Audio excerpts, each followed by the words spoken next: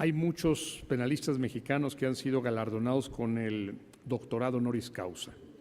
El año antepasado, el doctorado se le entregó a dos figuras muy notables, a la exministra Olga Sánchez Cordero, por sus sentencias con visión de género, por su visión en defensa de los derechos humanos, y al exrector de la Universidad de Castilla-La Mancha, Luis Arroyo Zapatero. Y Luis Arroyo dirigió una conferencia que fue respondida por el doctor Sergio García Ramírez, y Porrúa hoy hizo un libro que es el que estamos presentando, un libro que pueden adquirir afuera. En la presentación estará Pedro David, que ya platicó con nosotros en la mañana, estará el doctor Sergio García Ramírez y el doctor Arroyo. Yo les pido a ustedes que no hablen más allá de 10, 15 minutos para que sea ágil el evento. Yo le pediré al doctor García Ramírez que comenzara, terminando usted, doctor, que siga el doctor Pedro David, y terminando, como autor que eres tú de la ponencia, que lo hicieras tú. Recibamos con un aplauso a los participantes. Gracias.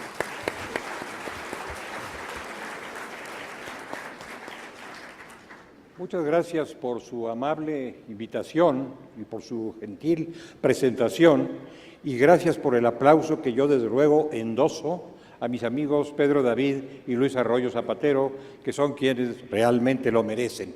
Yo simplemente les acompaño en esta mesa. Estoy animado por una circunstancia que encarna en varias personas, y son ellos, esas personas y esas circunstancias, quienes aquí me tienen. En primer término, por Luis Arroyo Zapatero, admirado amigo y catedrático, autor fundamental de esta obra y de muchas otras muy admiradas. También Miguel Ángel Porrúa, editor amigo, editor generoso, que es quien ha promovido y patrocinado la publicación de esta obra excelente de Arroyo Zapatero.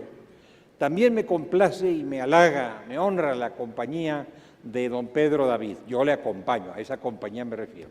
Yo le acompaño y lo hago con todo gusto, el gran maestro a quien tuve el privilegio de presentar hoy por la mañana. Y ciertamente quiero además destacar el patrocinio del Instituto Nacional de Ciencias Penales, del INACIPE, conducido por quien ha sido su director por más tiempo y a quien deseo todo éxito y toda aventura, que es don Gerardo Laveaga, a quien debo la invitación y la presentación. Uno tiene que justificar de alguna manera su presencia en un foro como este, como la justifica un juez cuando dicta sentencia. El juez debe expresar por qué se siente competente para emitir sentencia. Esta no es una sentencia, es un acompañamiento. Los motivos que me tienen aquí los expreso en una laudatio que consta en este libro.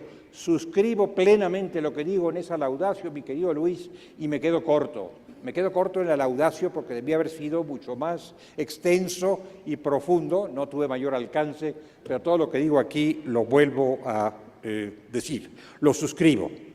Yo diría que el prologuista o el presentador de un libro, una función que no necesariamente me entusiasma, pero el prologuista o el presentador de un libro es algo así como el guardián de un castillo.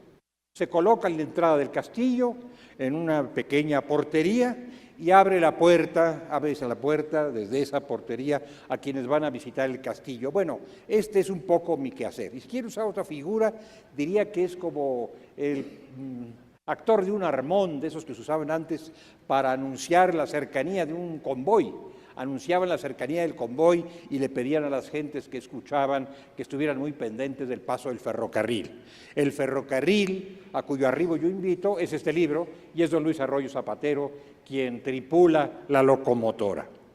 Déjenme decir acerca de don Luis Arroyo Zapatero, aun cuando él no necesita de mi presentación, déjenme decir que es un hombre con muchas prendas, con muchas galas que a mí me gusta celebrar. En primer término, discípulo de un recordado amigo, de Marino Barbero Santos. Ha dicho Zaffaroni, a quien se acaba de citar, que Luis tiene la huella de Marino. Creo que él no me reprochará por esta figura que hace gala Zaffaroni y que yo desde luego también suscribo. Marino Barbero, gran jurista, condujo pasos de Luis Arroyo en España, en Alemania, y finalmente lo enfiló hacia México, y esta es otra de las cosas que debemos a la memoria de Marino Barbero. Es don Luis Arroyo un penalista de alto vuelo, con una valiosa obra propia, impulsor de muchos cambios, de cambios hacia adelante, porque también hay cambios hacia atrás que debemos temer. Los cambios que él ha impulsado son cambios hacia adelante. Ha sido y sigue siendo un gladiador contra la pena de muerte. Hay un discurso de él celebrable ante el Papa Francisco, que finalmente seguramente ha repasado las líneas de don Luis Arroyo y se ha pronunciado por fin en contra de la pena de muerte, llevando en torno suyo a la Iglesia Católica con ese amable destino, la supresión de la pena de muerte. También es don Luis traductor de obras penales valiosas, recientemente de una obra de Hassemer que ha publicado el Instituto Nacional de Ciencias Penales y que él tradujo junto con Francisco Muñoz Conde. Y es también viajero infatigable en arduas misiones de penalista y humanista. Bueno, este es un aspecto de sus galas, de sus prendas. Es presidente de la Sociedad Internacional de Defensa Social, la Société, como él dice con gran énfasis, enarbolando esta presidencia y esta sociedad como quien ondea una bandera, y en sus manos esa bandera está ondeada con excelencia. Es rector, fundador y rector a perpetuidad, bajo el título de honorario, de una joven universidad española que ha sido muy hospitalaria con muchos de nosotros y que desde luego lo ha sido conmigo, y yo lo agradezco una vez más, don Luis. La Universidad de Castilla-La Mancha. Pocos años tiene de fundada y en esos pocos años sus tareas han sido fecundas.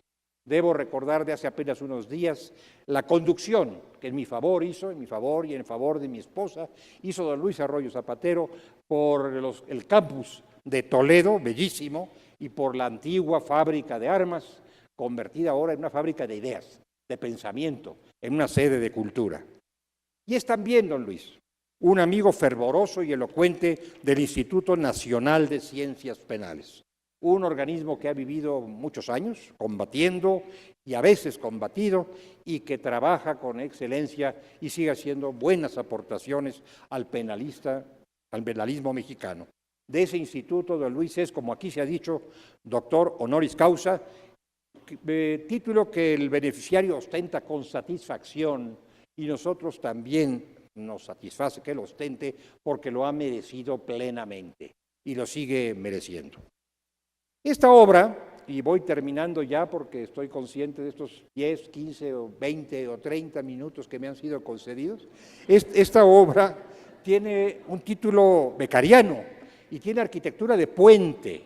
Se denomina de los delitos y las penas, nada menos, de los delitos y las penas, pero entre México y España. Lo primero es becariano, lo segundo es un puente que ha tendido a Luis Arroyo Zapatero entre nuestras dos naciones, nuestras dos grandes naciones, su patria de origen y esta patria que también le mira como suyo, que lo ha hecho mexicano honoris causa, si me permite la expresión.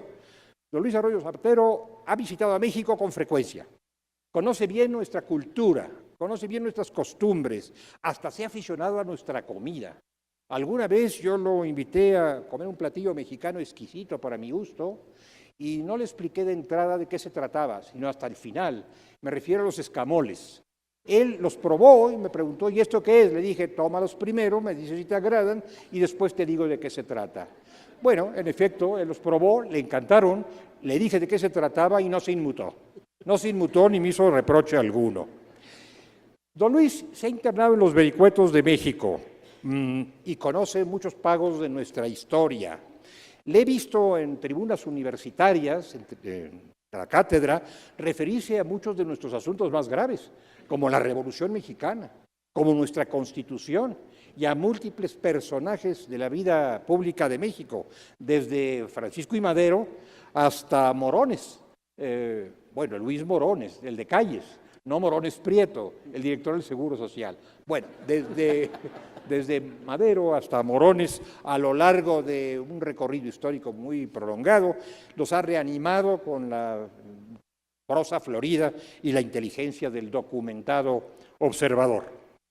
El primero de los títulos, de los Delitos y las penas, Ciudad de México, vista y leída por un penalista de La Mancha, el primero de los trabajos que contiene este libro, no es el relato de un turista que se asoma a la Ciudad de México y que indaga acerca del itinerario de los delitos y las penas.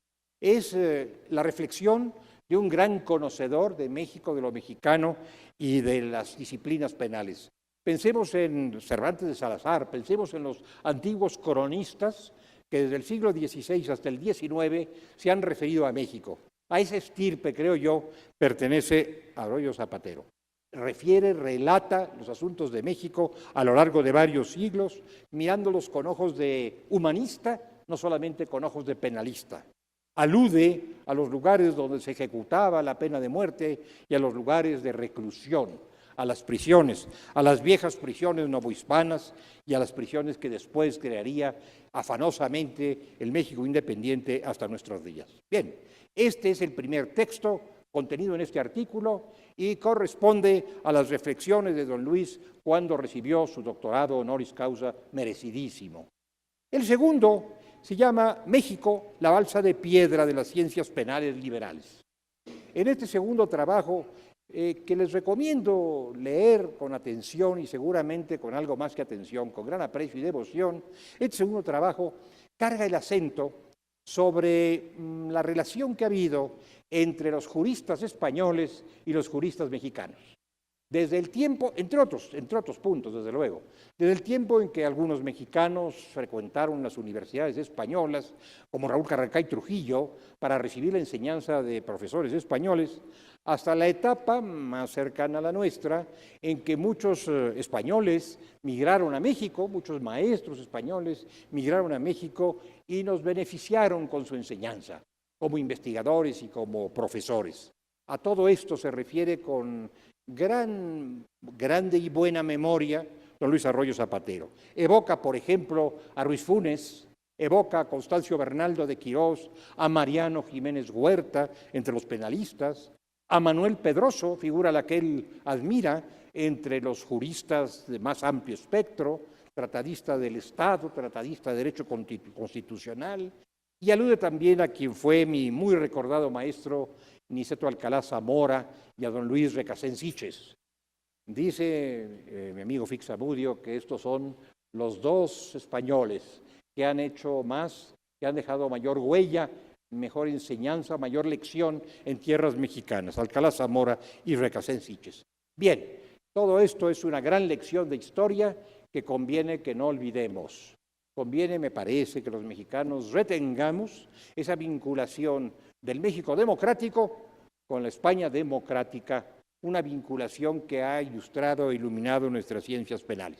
Bien, ya hablé de la figura del portero que se instala en la entrada del castillo, ya hablé de la del maquinista del armón, vuelvo a la del portero y por lo tanto me retraigo hacia mi portería en el ingreso al castillo y dejo la palabra. Abro la puerta y me dispongo, les dispongo, queridos amigos, a escuchar al autor de esta obra, don Luis Arroyo Zapatero. Muchas gracias.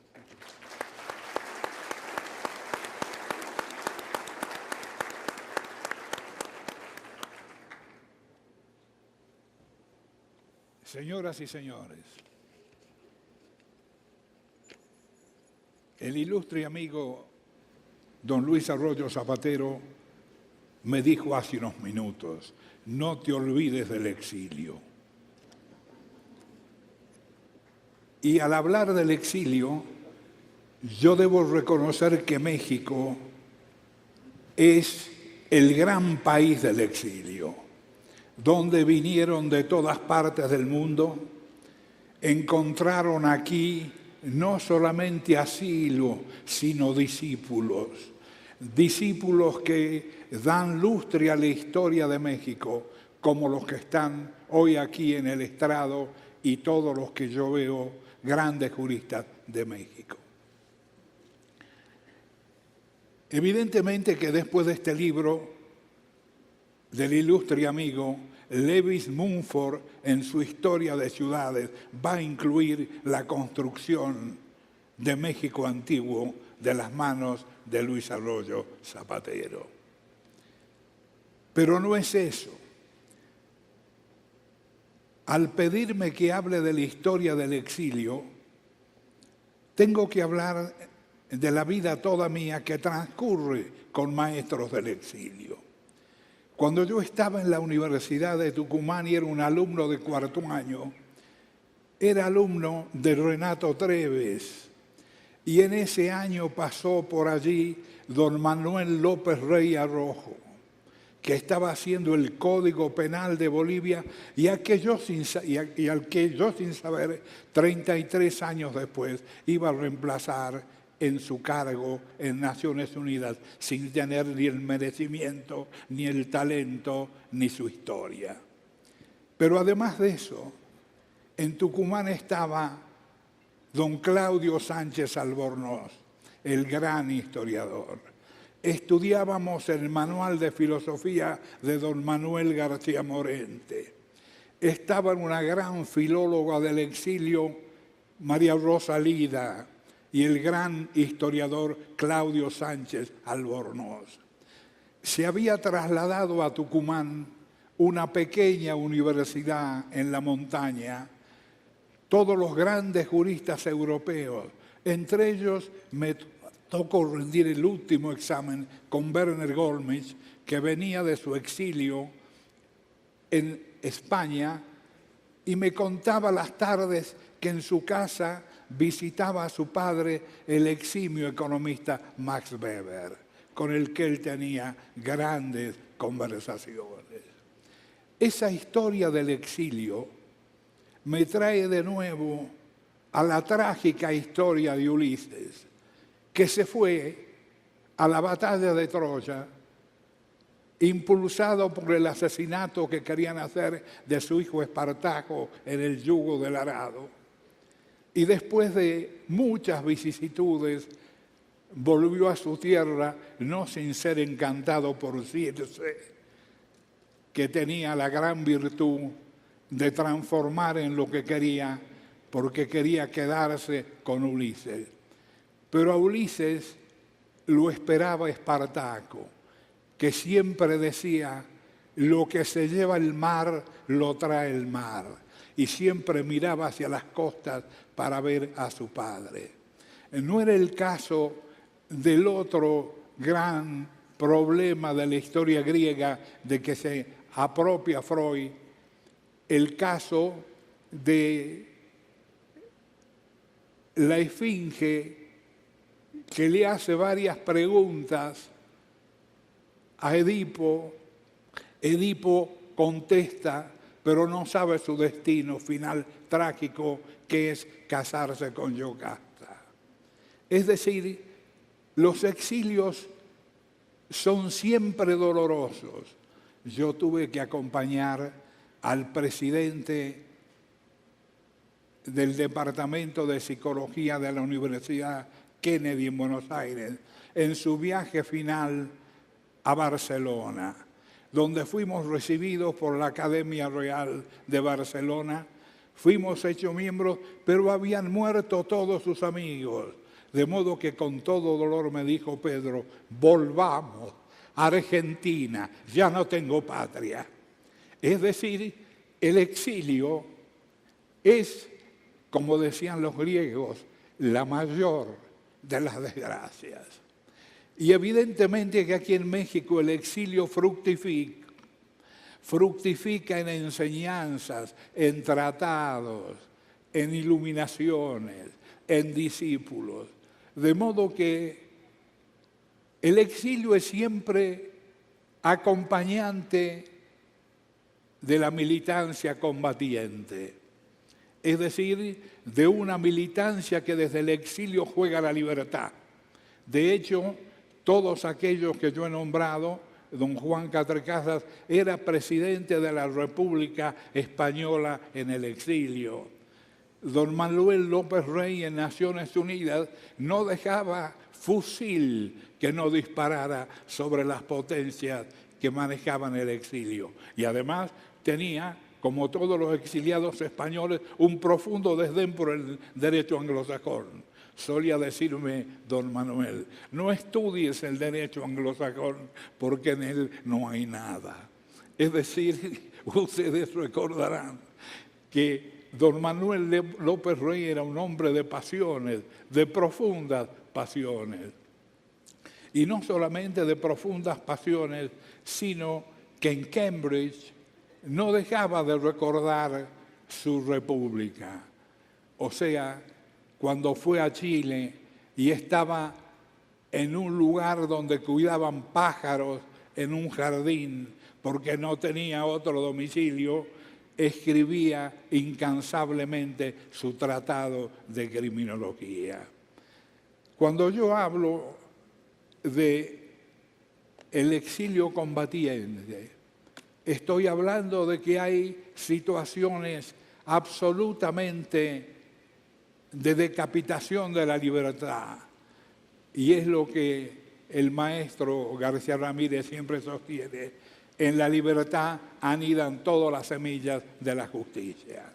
Y yo digo también que aquí, con Luis Arroyo Zapatero, no solamente que ha construido una nueva ciudad, la Ciudad de México antigua, sino que no solamente ha construido eso, sino que nos ha dejado una semblanza pormenorizada del exilio, que ha hecho a México grande.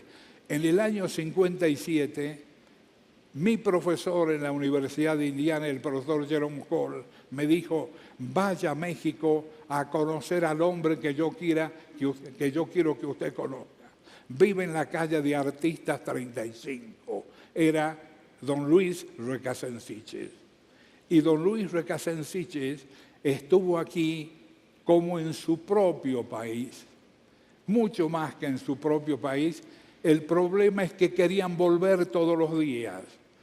Cada día era el día de la vuelta y la vuelta no llegaba. Y la desesperanza cundía semanalmente.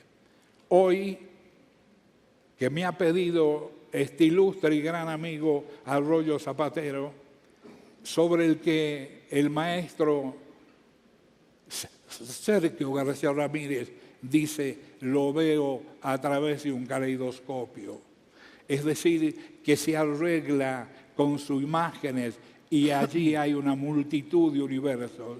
Diríamos que yo hoy quiero rendir homenaje a todos los discípulos de Sergio García Ramírez, agradecerle a Gerardo Laveaga y también agradecerle a Luis Arroyo, que ha venido de tan lejos y tan cerca a inventarse una ciudad propia, la ciudad de Luis Arroyo Zapatero, que ha dejado en la Sociedad de Defensa Social una cumbre de conocimiento, una cumbre de sabiduría, una cumbre de acción, porque no solamente conoce, reflexiona, sino también sabe hacer. De modo que termino esta mi pequeña y breve alocución agradeciéndole a México que siga manteniendo esa pasión del exilio, que siga manteniendo esa pasión de los discípulos que no se cansan de nombrar a sus maestros y que están presentes hoy para agasajar tanto a Sergio como a nuestro querido amigo. Muchas gracias.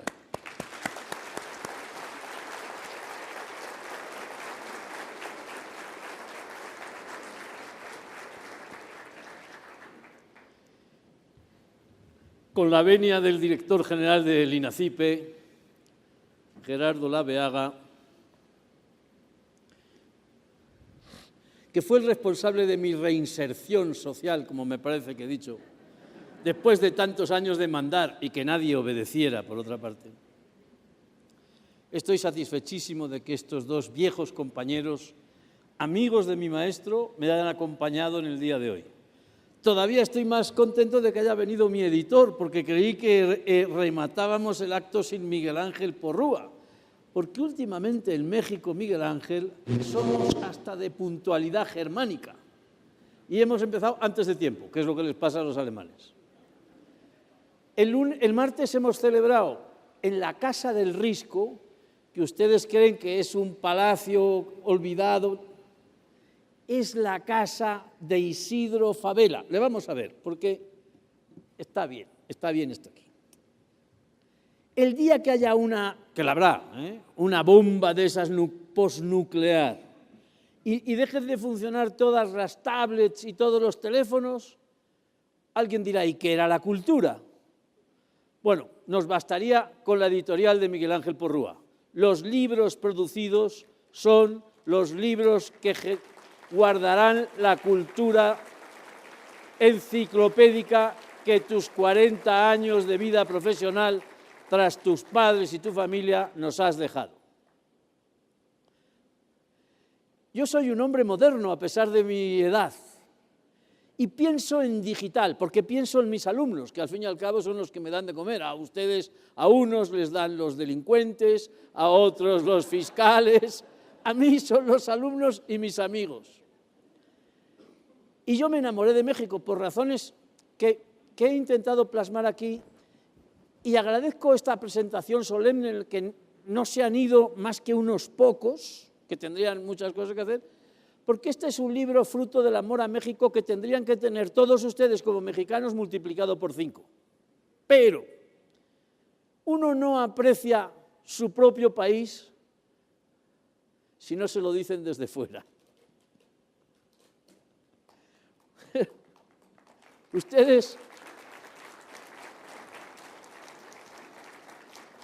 Ustedes deberían seguir un consejo de un político retirado ahora, que cuando había muchas noticias negativas sobre el gobierno, la marcha de los asuntos, les dijo, hagan ustedes el favor de viajar más y leer menos periódicos. Pues esto les digo yo, abandonen un poco la preocupación por los asuntos que los traen aquí, como la fiscalía, el problema de la justicia, el crimen, y lean su pasado. Aquí está su pasado como un país impresionante, el más importante a lo largo sostenido de 500 años o más, el más importante de América. Han hecho ustedes cosas que no ha hecho nadie en América. La construcción de las ciudades en su estilo, en su fuerza, en las piedras que las cimientan y que llevó, antes de que comenzaran a destruirla, a Alexander von Humboldt a decir, esta que había vivido por todo el mundo, esta es la ciudad de los palacios. Ese es México y esos son ustedes. Y es lógico porque no solo son las piedras, son las personas que viven con las piedras lo importante. Y yo quise agradecer a México con estos escritos, porque además encima me hacían doctor honoris causa, que es una cosa muy rara, pero que a los profesores nos gusta mucho.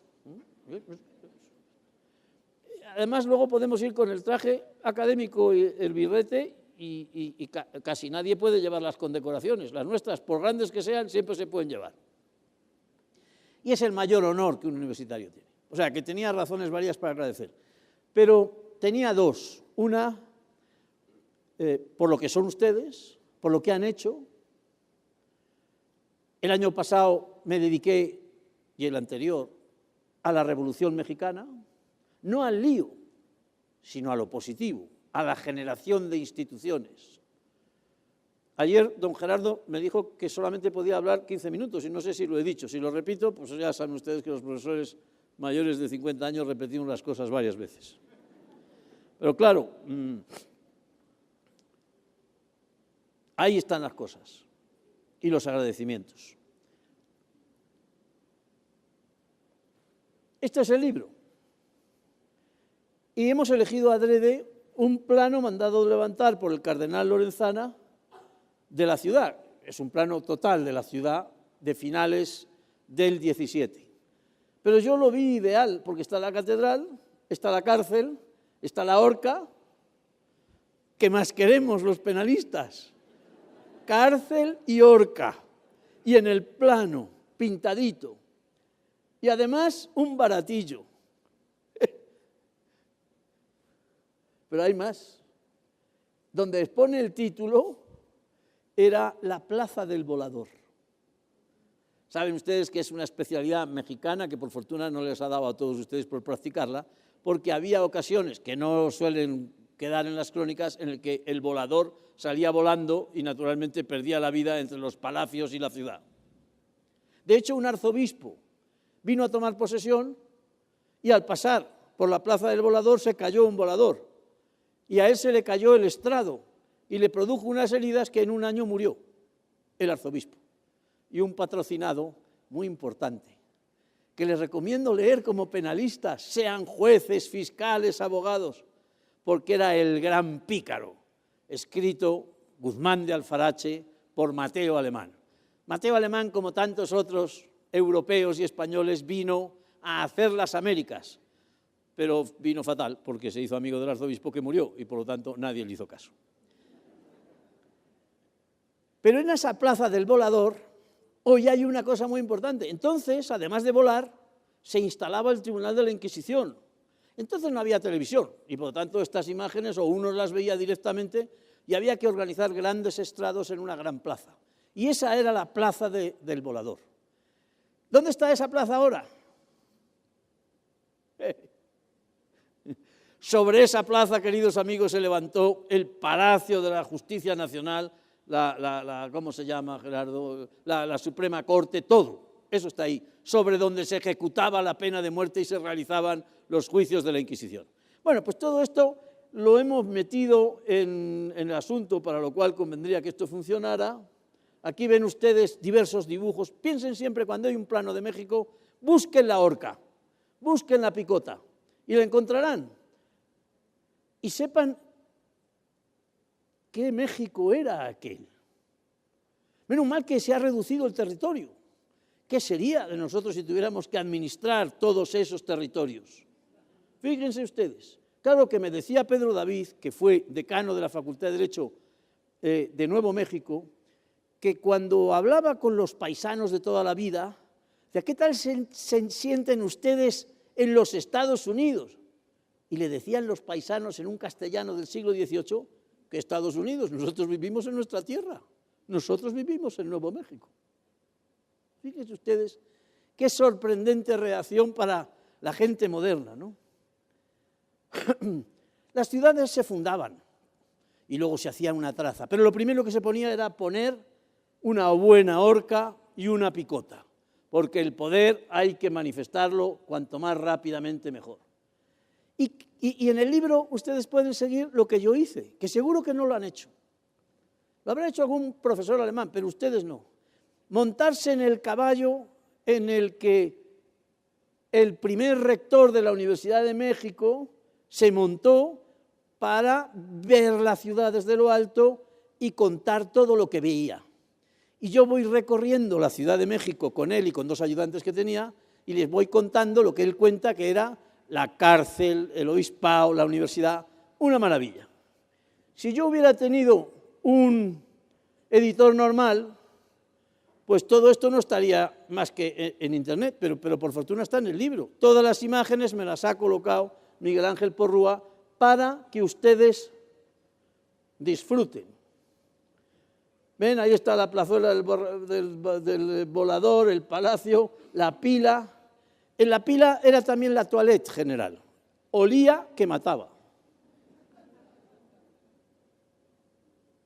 Otra imagen, son biombos, ¿no? Fíjense ustedes qué monería de horca y de picota. Los mexicanos inventaron una cosa muy importante, porque la horca era una cosa y la picota otra. Y aquí la metieron la picota dentro de la horca, con lo cual era mucho más fácil realizar todas las ejecuciones. Podían utilizar cada uno de los 4 lados de la horca y luego ponían en la picota los trozos que cortaban para indicar a cada cual lo que había hecho. Se había robado la mano. O sea que ese que habla de mochar las manos no anda desencaminado.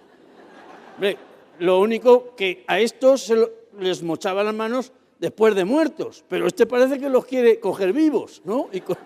Esa es la distancia entre la crueldad normal y la extrema. Mochar las manos con la persona viva y dejarla suelta. Bueno, si no, fíjese un domingo en la Plaza del Zócalo. La gente creía, como ahora, que con elevar las penas, subirlas más, matar con más fuerza, se lucharía eficazmente contra el crimen. Lo que se ha medido históricamente es que cuando se ejecutaban penas de muerte, se mataba más, porque es la expresión más plástica de la falta de valor de la vida. Cuando el homicidio, el asesinato, el matar a sangre fría, lo hace el Estado. Ay, Dios mío, ¿esto no lo podemos resolver? Esto está más limpio. Esto era un problema, porque eso que está ahí es el palacio del virrey. Y si el virrey salía cuando había ejecución, se producía una cosa sorprendente, y es que se aplicaba el derecho romano. Si el que iba a ser ejecutado en Roma, camino de alguno de los lugares de ejecución, se encontraba con el Pontifex Maximus, quedaba automáticamente indultado. Y esto es lo que le pasó al pobre virrey, que era un gran reformador y que había ganado la guerra a los ingleses, y salió de aquí, se encontró con los que iban a ejecutar, los indultaron, lógicamente, y le acusaron al virrey de querer ser independiente, porque además había iniciado las obras de restauración del castillo de Chapultepec, y le envenenaron, y duró un año. Es lo que se hace para resolver los problemas políticos cuando no se pueden resolver con una democracia parlamentaria. Aquí está el volador en otro magnífico chisme, y no sé si vamos a poder seguir. La Inquisición es una institución benemérita, porque gracias a las barbaridades que hizo, hoy podemos entender por qué tenemos que tener un juicio no inquisitorial, sino acusatorio, limpio, con igualdad de fuerzas entre unos que acusan y los que se defienden. La Inquisición fue, como antes la esclavitud, lo que se consideraba normal. Esto es lo que se hacía dentro de la catedral o dentro del palacio de los dominicos, ¿no?, de Santo Domingo. Y así iban, con el capirote puesto. Y aquellos polvos, sí. Goya, el otro también. Y lo peor es que hay que quemar los cadáveres. No veo a Rafael Estrada, que iba a venir, antiguo director del INACIPE en la época de mi doctorado y experto en cuestiones históricas. Ha venido, que se persone en la primera fila si ha venido. Y si no ha venido, que Dios se lo demande, que decía antiguamente. Porque él dice, nadie me cree. Porque yo dije, aquí, frente a este lugar, en la Alameda, se incineraban los cadáveres de los ejecutados por mandato de la Inquisición. Y de los demás, que aquí todo el mundo le gustaba mandar ejecutar. Esta es la iglesia que está ahí en la Alameda. O sea que este libro es para que vayan los juristas y sobre todo los penalistas con el libro leído paseando por donde yo digo y van a ver ustedes la historia de las cosas. La Inquisición no actuaba sobre los indios porque en su inmensa bondad la Iglesia pensaba que llevaban poco tiempo de cristianos y por lo tanto era muy fácil volver hacia atrás. Y entonces no les dejaban la Inquisición, pero no les dejaban tranquilos. Y aquí estos, que eran otros, pero podían ser los descendientes del señor de Texcoco, al quien también le ejecutó la Inquisición, y por eso se decidió que no se aplicara a los ciudadanos originarios, ¿no? Pues aquí están retratados en un cuadro magnífico que pueden ustedes ver en lo que llaman ustedes el Munal, un cuadro magnífico de cierto tamaño. Aunque otras cosas no me gustan de Diego Rivera, sobre todo cuando pinta los gachupines, pero no cabe la menor duda de que tenía un ojo fenómeno para pillar los problemas. Y aquí está perfectamente pillado cómo se trataba a la Inquisición. Hay grandes escritores a lo largo del siglo XIX en México, y algunos se dedican a las cuestiones penales. Todos conocemos los libros rojos, son libros de crímenes, pero este es uno de los primeros, 1867, y cuenta todas estas cosas también de qué grandes crímenes había, comparado con los de hoy, eran juegos de niños, y dónde se encerraban y dónde se ejecutaban.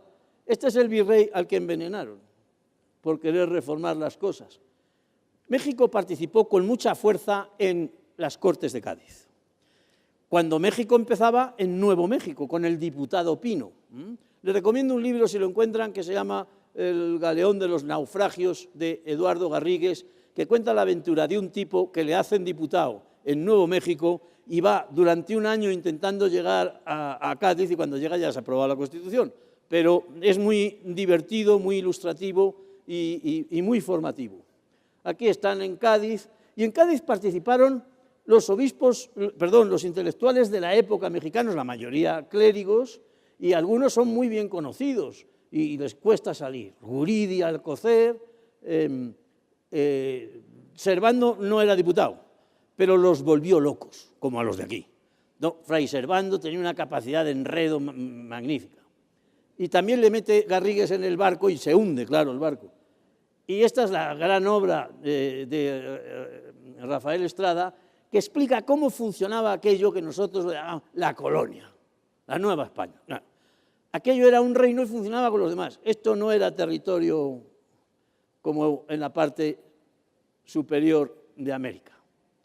Aquí había, como veremos y como hemos visto, había universidades de 1551. Y este es el gran renovador. Esto es lo importante de estas conferencias, es las cosas técnicas y captar dónde están las líneas de progreso. El mundo se divide en dos: los que se inspiran en Beccaria y los que se quedaron con el tiempo anterior. Y aquí están los jóvenes príncipes milaneses que construyeron el libro de los delitos y las penas, el pensamiento moderno del derecho penal, o Berry, el libro contra la tortura. En una época que la tortura les parecía, era el tiempo ideal para los fiscales. ¿Qué mejor someter a tortura a los delincuentes? Porque siempre dicen la verdad, a fuerza de daño. Claro, dicen la verdad, la mentira y todo lo que nos imaginamos. Este es el Lardizábal hispano, de Tlaxcala. Nunca se atrevió a hablar contra la pena de muerte, porque a los que tradujeron el libro de Beccaria los persiguieron. Pero él fue partidario, era un gran reformador y es un gran mexicano. En cambio tenía un hermano, que Dios confunda la memoria, que era muy partidario del absolutismo, pero él no, él se defendió bravamente. Y ese libro se anunciaba pues, como un bestseller, fue el bestseller del año, salía en el Diario de México. Historia de México a caballo, pues con el rector de la universidad, como les he contado antes, Iturbide. Puso a todos de acuerdo y se libraron de una guerra civil tremenda como la que tuvieron en otros países de América. En esa época se equivocó porque se nombró emperador. Y aquí dice Pedro David, que España es el reino de la envidia y Argentina la del rencor. Aquí hay envidia y rencor. Por eso no son ustedes partidarios de Iturbide. Bueno, quiero decir que desde Iturbide pasó todo lo que pasó y luego llega la revolución.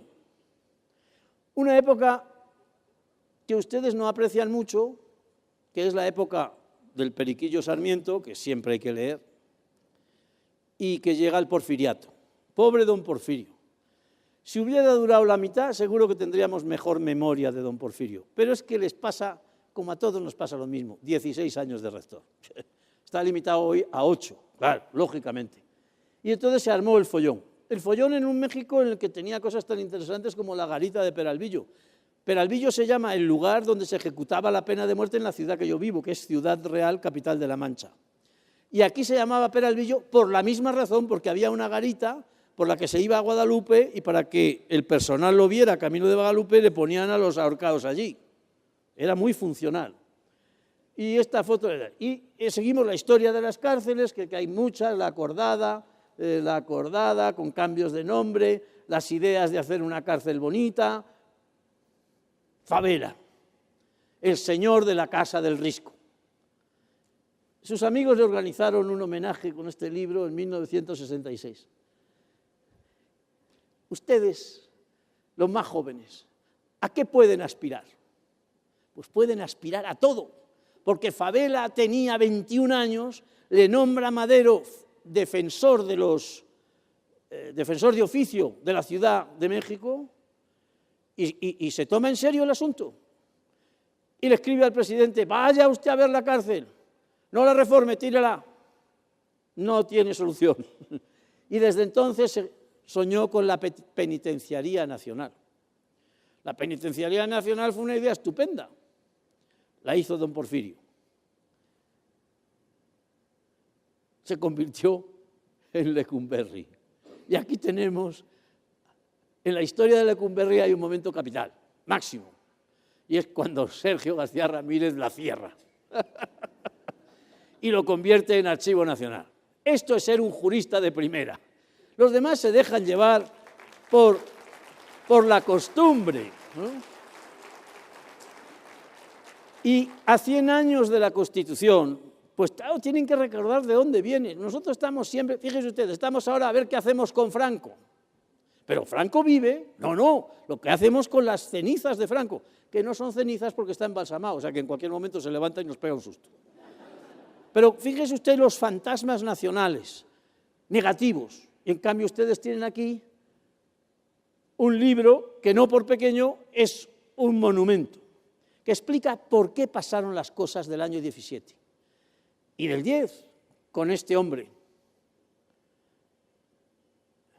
Aquí está fotografiado, fíjese usted, en la historia de la fotografía tiene México con Casasola y otros un papel primordial porque tiene fotos de fotoreportaje. Parece que no tendría nada que hacer Madero, pero va Madero a caballo por la calle Madero, camino del Palacio Nacional, a poner orden. No lo logró, le pusieron en orden a él y lo fusilaron delante de la Penitenciaría Nacional, ahí lo dejaron, ¿no? Bueno, al caso se fue enredando el asunto y se gana a los golpistas de entonces, a Huerta y los demás, y se hace una constitución. Miguel Ángel Porrúa ha publicado un facsímil de fulanito es particular del secretario. Bueno, pues esto está escrito por el particular del general Yaqui, importantísimo en toda la revolución. O sea, un tipo que era el particular de un general indio que era capaz de pensar, escribir, actuar y diseñar una constitución. Y ahí está, contando cómo se hizo la constitución. Esto va y viene, pues que vaya y que venga, y a ver si está.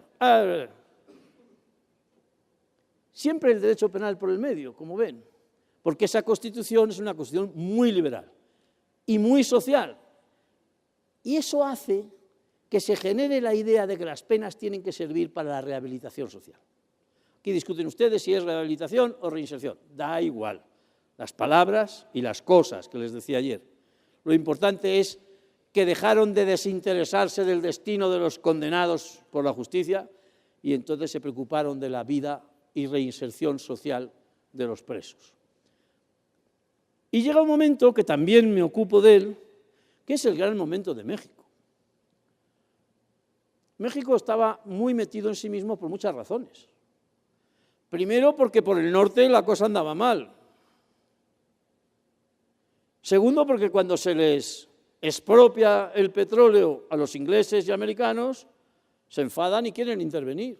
De hecho, llegan otra vez a Veracruz. De hecho, no hay relaciones diplomáticas México-Gran Bretaña, que era el país imperial por excelencia, ¿no? Y en ese tiempo, que es cuando se desarrolla la guerra civil, México entra en la Sociedad de Naciones y México comienza a ser un país que influye en el mundo, con más éxito o con menos. Pero ¿qué hubiera sido de España y de la mitad de los españoles si México no hubiera defendido en carne y hueso a la República y a los exiliados? No creo haberlo contado aquí, lo conté en casa de Porrúa. El presidente de la República, que era no un político profesional, era un intelectual, don Manuel Azaña, se está muriendo en el exilio francés. Y en el mismo hotel en el que mete el embajador de Lázaro Cárdenas la delegación mexicana y pone la bandera delante, la policía de Franco está intentando subir por las paredes para llevársela. Es un coronel mexicano el que a los falangistas españoles, pistola en mano, les detiene en el pasillo y les dice: estos son los asuntos que hay aquí, y somos varios. Nos saldremos vivos, pero ustedes tampoco. Muere Azaña. Su médico cumple con lo que le había prometido. serle fiel hasta la muerte. Y según muere Azaña, el doctor Payete se pega un tiro. ¡Qué historia! Tenía ya el billete porque Lázaro Cárdenas recibía noticias todos los días del destino de aquel a quien no conocía. Le conocía mucho Martín Luis Guzmán, casi seguro que de los pocos que saben, además de los que están en la mesa, es Miguel Ángel Porrúa. Un genio que como buen mexicano había pasado bastantes años exiliado, porque aquí de México hay que salir de vez en cuando también. Y los pasó en Madrid, pero es el gran novelista de la Revolución, ¿no? Y ahora le vamos a hacer un homenaje en Madrid, aprovechando que en Madrid se inaugura el Palacio de Cultura más importante de cualquier país extranjero, que va a ser el Palacio de la Cultura Mexicana, en un edificio precioso. Tendrán ustedes noticias de ello. Y estos son los que ayudaron a los pasaportes, a eso que vemos hoy en las masas de exiliados. Gilberto Bosques. Gilberto Bosques, cuando sabía que mandaba a todos, a varios miles de españoles, de franceses, de judíos de todas las naciones, de políticos de izquierda que perseguidos por los nazis, los alojaba en palacios que alquilaba y los llevaba, si era necesario, en coche. Iban a por una familia de españoles y él mismo cogió, sacó la bandera, las envolvió. Y así salvaron la vida. Increíble, ¿no? Terminó preso, naturalmente. Bien, es cierto que en buenas condiciones y logró sobrevivir, pero es un héroe mexicano. Ahí ha pasado ya la diapositiva. Son las calles que están dedicadas a Gilberto Bosques en Viena y en Berlín, porque salvó a miles. Debería haber una calle, me ha puesto de acuerdo con Fernando Serrano Migallón, que tiene la cabeza muy dura y lo va a conseguir, y vamos a dedicarle una callecita o algo de fundamento a estos diplomáticos mexicanos que defendieron a los exiliados. Y esto se ha acabado, queridos amigos. Nos queda, por fortuna, el libro, en el que podrán seguir todos estos avatares, eso sí, como hacemos los académicos, con notas a pie de página, que si ustedes las siguen podrán profundizar notablemente. Y verán que hay muchas gentes de México que se han ocupado de esto y que merecen ser atendidos por las jóvenes generaciones, que se enfrentan a problemas no mayores de los que se enfrentaron sus predecesores y que, por lo tanto, tendrán ustedes, que están más preparados que todas esas generaciones, la capacidad para ganar ese futuro. Un futuro que pasa por una justicia justa, por un juicio equilibrado, por una igualdad de armas, por todo esto que nosotros hablamos alrededor de la idea del fiscal, y por una actitud que se puede decir de dos modos. Si estoy con el Papa, diría, con misericordia. Y si estoy con el líder sindical,